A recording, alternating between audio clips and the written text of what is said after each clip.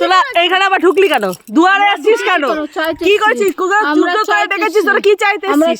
এই মোবাইলটাকে চুরি করেছে। 3টা মোবাইল তোর হাত থেকে পেলাম। মোবাইলগুলো দাও। মোবাইল নিয়ে তুই মোবাইল চুরি করছিস কেন? বল বল বল কি কারণে? দাঁড়া দাঁড়া, একদম যাবি না এখান থেকে। দাঁড়া, মোবাইলগুলো নিয়ে আসো।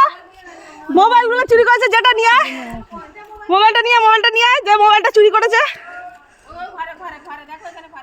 এই তো মোবাইল চুরি করেছে। ওই তো আমার হাতের মধ্যে মোবাইল ছিল। মোবাইলগুলো নিয়ে ঘরে ঢুকেছিস কেন বল?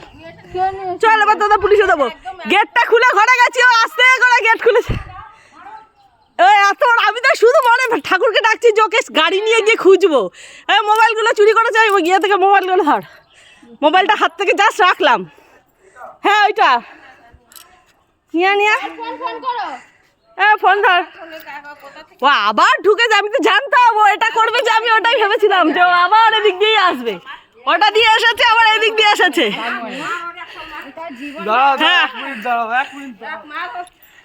এই দেখো, এই দেখুন, এই মোবাইলটা পাওয়া গেল।